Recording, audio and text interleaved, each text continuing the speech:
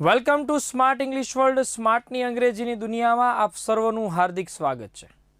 આપણે અભ્યાસ કરી રહ્યા છીએ કંજક્શનના ગુજરાતીવાળા જે ટાઈપ્સ છે એ આપણે કમ્પ્લીટ કર્યા. હવે આપણે કંજક્શન્સના અલગ અલગ પ્રકાર જે છે એ સમજવાના છે. Kinds of conjunction. સૌથી પહેલું છે કોઓર્ડિનેટિંગ કંજક્શન્સ, પછી છે સબઓર્ડિનેટિંગ કંજક્શન્સ અને એના પછી છે કોરિલેટિવ કંજક્શન્સ. બરાબર. હવે આ ત્રણ કંજક્શન્સમાં આપણે સૌથી પહેલા ચર્ચા કરીએ કોઓર્ડિનેટિંગ કંજક્શન્સ. નામ યાદ રાખજો. અહીંયા આગળ કોઓર્ડિનેટિંગ કંજક્શન એટલે શું, તો કે કોમ્યુલેટિવ ઓર કોપ્યુલેટિવ કંજક્શન્સ તરીકે પણ ઓળખવામાં આવે છે. કયા છે તો જો એન્ડ છે, બોથ એન્ડ છે, એઝ વેલ એઝ છે, નો લેસ ધેન છે, નોટ ઓનલી બટ ઓલ્સો છે. આ બધાને આપણે કોમ્યુલેટિવ અથવા કોપ્યુલેટિવ નામ યાદ રાખજો. કદાચિત પરીક્ષામાં ફાઇન્ડ આઉટ કોમ્યુલેટિવ કંજક્શન્સ એવું પૂછી શકે. એના પછી alternative conjunction or either, neither, નોર, otherwise, else.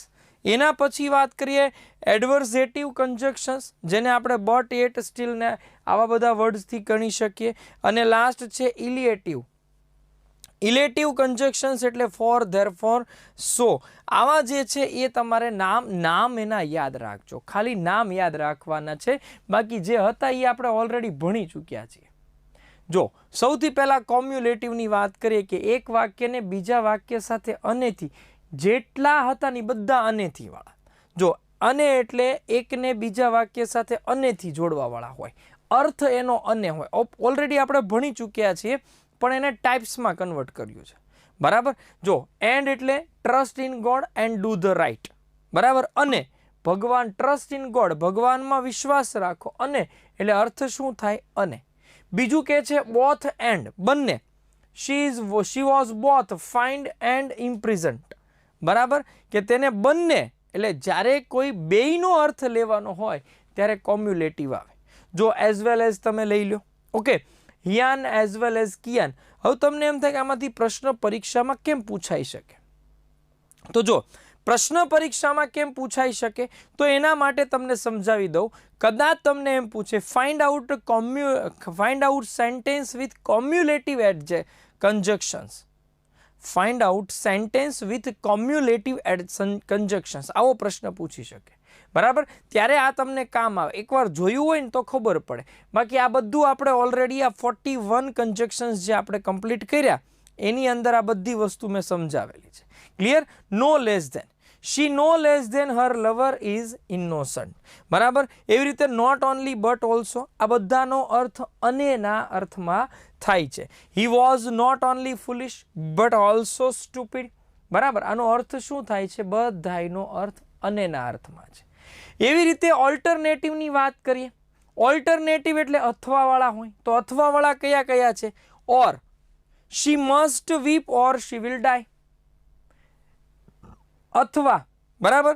Either or, either he is mad or he fine madness. બરાબર. Neither nor, neither a borrower nor a lender be. બરાબર. તો અહીંયા આગળ otherwise else, work hard else otherwise you will not pass. તો બધામાં અર્થ જો અથવાનો અર્થ થાય, બેમાંથી એકની પસંદગીનો અર્થ થાય, એના માટે ઓલ્ટરનેટિવ વર્ડ્સ છે. બરાબર. શું છે? ઓલ્ટરનેટિવ. એના પછી એડવર્ઝેટિવ છે. એડવર્ઝેટિવનો એટલો મતલબ વિરોધાભાસ. બધા એવા હશે જે વિરોધ દર્શાવતા હશે. બરાબર. જો but, he is old but he is strong. એના પછી still yet, he was annoyed still he kept silent. Okay.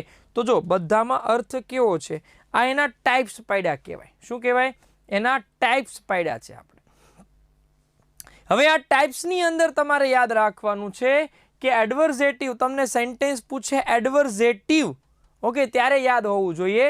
તો still yet he was annoyed, sorry, he was annoyed still yet he kept quite.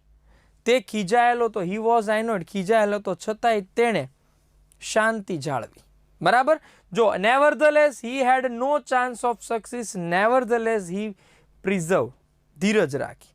એને chance હતા જ નહીં સફળતાના, છતાંય ધીરજ રાખી.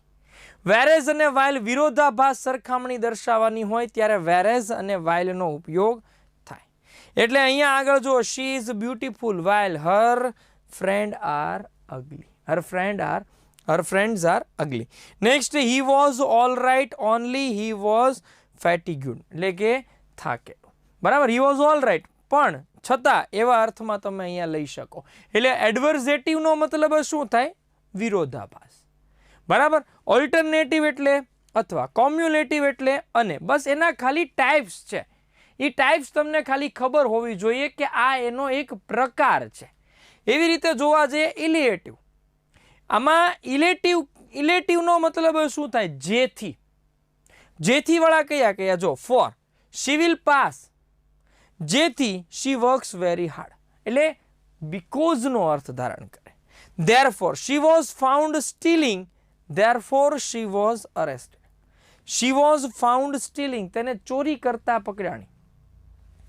Therefore જેથી શી વોઝ અરેસ્ટેડ, જેથી એને પકડવામાં આવી. So consequently Avyan did not work so he failed, જેથી. બધામાં અર્થ કયો આવે છે? જેથી. આ એવા પ્રકાર હતા જેને માત્ર એના અર્થવાઇઝ અલગ કર્યા છે. મેઇન તો 41 જે આપણે ભણ્યા છીએ એ જ છે, પણ આને આપણે કદાચ નામથી પૂછે, બરાબર છે, ઇલેટિવ કોને કહેવાય, ઓલ્ટરનેટિવ કોને કહેવાય, કોમ્યુલેટિવ કોને કહેવાય, ઠીક છે, તો તમને વાંધો ન આવે. નામથી પૂછે ત્યારે તમને તકલીફ ન પડે, એટલા માટે આ વસ્તુ મેં તમને સમજાવી. ક્લિયર? તો મળીએ નવા કન્જક્શન્સના સેકન્ડ પોઈન્ટ સાથે. Till then take care, bye, જય હિન્દ, જય ભારત.